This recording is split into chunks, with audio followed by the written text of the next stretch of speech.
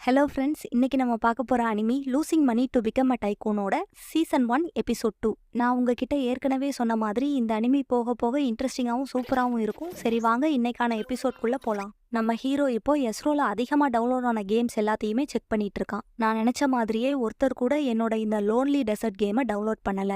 கண்டிப்பா இந்த மாதிரி ஒரு மொக்க கேம்னால என்கிட்ட உள்ள எல்லா பணத்தையும் நான் இழந்துருவேன். நான் ஆசைப்பட்ட மாதிரியே சீக்கிரமா ஒரு பெரிய கோடீஸ்வரன் ஆயிடுவேன். இப்போ நம்ம ஹீரோவோட ரூம்க்கு பக்கத்து ரூம் பசங்கலாம் வராங்க. மச்சான், இன்னைக்கு மதியம் எந்த கிளாஸுமே இல்ல, பேசாம எல்லாரும் சேர்ந்து ஒரு கேம் போடுவோமா?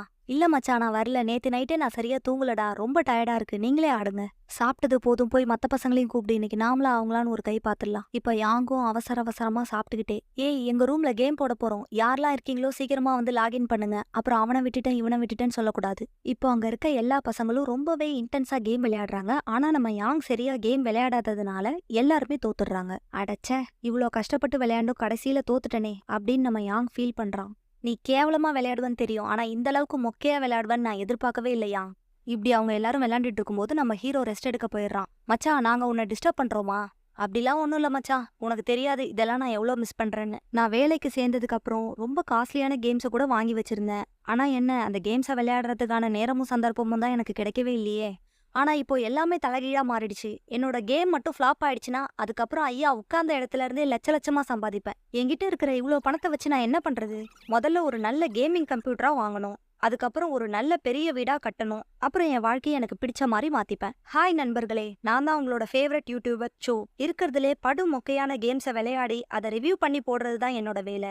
என்னோட இந்த வீடியோ பிடிச்சிருந்தா please like, share and subscribe பண்ணுங்க. சோ என்னதான் கஷ்டப்பட்டு ஒர்க் பண்ணாலும் அவனோட சேனலுக்கு எந்த ஸ்பான்சர்ஸுமே கிடைக்காதது அவனுக்கு பெரிய குறையாவே இருந்துச்சு. இப்போ சோ கண்ணில் நம்ம ஹீரோ கிரியேட் பண்ண லோன்லி டெசர்ட் ரோடுங்கிற கேம் படுது. அதோட இன்ட்ரோடக்ஷனை பார்த்த உடனே அப்படி என்னதான் இந்த கேம்ல இருக்குன்னு நம்ம சோவும் இந்த கேமை விளையாட ஆரம்பிக்கிறான். என்னதான் அந்த கேம் பார்க்கறதுக்கு சிம்பிளா இருந்தாலும் நம்ம ஹீரோ அதோட டிஃபிகல்ட்டி லெவலை ரொம்பவே ஹையா செட் பண்ணிருப்பான். அதனால நம்ம சோவால முழுசா ஒரு 5 நிமிஷம் கூட தாக்கு பிடிக்க முடியல. இதனால சோ ரொம்பவே வெறியாகி இந்த கேம் என்னோட பொறுமையை ரொம்ப தான் சோதிக்குது அப்படின்னு சொல்லிட்டு திரும்பவும் ட்ரை பண்றான். ஆனா மறுபடியும் தோத்துடுறான். இந்த கேம் என்ன ரொம்பவே கடுப்பேத்துது. நான் இது வரைக்கும் ஒரு 1000 கேமையாவது விளையாண்டு ரிவ்யூ பண்ணிருப்பேன். அதெல்லாம் கம்பேர் பண்ணும்போது இது எனக்கு ஒண்ணுமே இல்ல. சோ இப்ப திரும்பவும் ஆட ஆரம்பிக்கிறான். ஆனா மறுபடியும் தோத்துடுறான். இது வேலைக்கு ஆகிறது இல்ல. இனிமே இந்த கேமை நான் விளையாடவே போறது இல்ல. பினிஷ் லைன்ல உங்களுக்கு என்ன பரிசு காத்துட்டு இருக்குன்றத தெரிஞ்சுக்க ஆவலா இருக்கீங்களா? அதை பாக்குறச்சோ இந்த கேம்ல என்னவோ ஒண்ணு இருக்குன்னு முடிவு பண்ணி இந்த கேமை வெறித்தனமா ஆட ஆரம்பிக்கிறான். எப்படியோ கஷ்டப்பட்டு ஒரு வழியா 8 மணி நேரத்துக்கு அப்புறம் அந்த கேமை கம்ப்ளீட் பண்றான். இவ்வளோ நேரம் கஷ்டப்பட்டு ஆடினது வீண் போகல. நான் இந்த கேமை ஒரு வழியா முடிச்சுட்டேன். இப்போ என்ன ரிவார்டு இருக்குன்னு பாத்துடலாம். கங்க்ராச்சுலேஷன்ஸ், நீங்க இந்த கேமை கம்ப்ளீட் பண்ணிட்டீங்க. உங்க வாழ்க்கையோட சிறப்பான 8 மணி நேரத்தை வீணடிச்சதுக்கு வாழ்த்துக்கள்.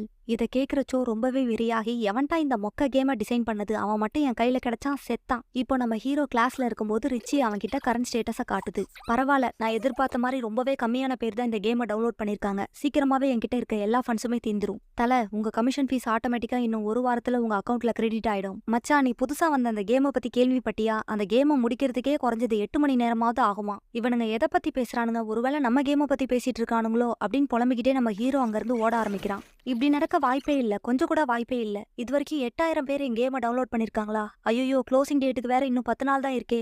இப்படி புலம்பிக்கிட்டே நம்ம ஹீரோவும் அவனோட அக்கௌண்ட்ல லாகின் பண்ணி செக் பண்றான். அதுல எஸ்ரோலயே அதிகமா டவுன்லோட் ஆன கேம்ஸ்ல அவனோட கேமும் இருக்கிறத பார்த்து ரொம்பவே ஷாக் ஆகுறான். இது எப்படி நடந்திருக்கும் நம்ம ஹீரோ குழப்பத்துல இருக்கும்போது, மச்சான் இங்க வந்து பாருடான்னு சொல்லி யாங் சோவோட வீடியோவை நம்ம ஹீரோ கிட்ட காட்டுறான். நீங்க பாத்துட்டு இருக்கிறது நான் ஆடினதுலே ரொம்ப மோசமான கேமை பத்தி. நான் 8 மணி நேரம் கஷ்டப்பட்டு விளையாண்ட ரொம்பவே மொக்கையான கேம் இதுதான். மச்சான் இங்க பாருடா, இந்த வீடியோ அப்லோட் ஆன அரை மணி நேரத்துக்குள்ள 2 லட்சம் வியூஸ் போயிருக்கு. நான் ரொம்பவே கஷ்டப்பட்டு இந்த கேமை ஆடினேன். ஆனா வாழ்க்கையிலே நான் பார்த்த ரொம்ப மோசமான கேமே இதுதான். நான் கண்டிப்பா அடிச்சு சொல்றேன், இப்படி ஒரு கேவலமான கேமை டிசைன் பண்ணவன் நிச்சயமா ஒரு சைக்கோவா தான் இருப்பான். உங்களுக்கு ஒண்ணு தெரியுமா, நான் விளையாடினதுலே ரொம்ப போரிங்கான கேம்னா அது இதுதான். அதை விட கொடுமையான விஷயம் என்ன தெரியுமா, இந்த கேமை உங்களால பாஸ் கூட பண்ண முடியாது. நீங்க உங்க வாழ்க்கையில 8 மணி நேரத்தை வீணடிக்கணும்னா தாராளமா இந்த கேமை டவுன்லோட் பண்ணி விளையாடுங்க. பாவம் பயப்புள்ள செமத்தியா வாங்கியிருப்பான் போல. மச்சான் நீ ஃப்ரீயா இருந்தா வாயேன், நம்மளும் இந்த கேமை டவுன்லோட் பண்ணி இதுல என்னதான் இருக்குன்னு பாத்துடலாம். இல்ல மச்சான், எனக்கு இன்ட்ரெஸ்ட் இல்ல, நீ வேணா ட்ரை பண்ணி பாரு, நிலைமை கையை மீறி போயிட்டு இருக்கு, நான் சீக்கிரமா ஏதாச்சும் பண்ணி ஆகணும் அப்படின்னு சொல்லிட்டு நம்ம ஹீரோ அந்த கேமோட டிஸ்கிரிப்ஷனை மாத்தி அமைக்கிறான். ஐ எம் சாரி காய்ஸ், இந்த கேம் ரொம்பவே மோசமான கேம். இந்த கேமை டவுன்லோட் பண்ணி உங்க டைமை வேஸ்ட் பண்ணாதீங்க. இந்த கேமை டவுன்லோட் பண்ணின மத்தவங்களுக்கும் உங்களோட காசை சீக்கிரமாவே நான் ரீஃபண்ட் பண்ணிடுறேன், தேங்க்யூ.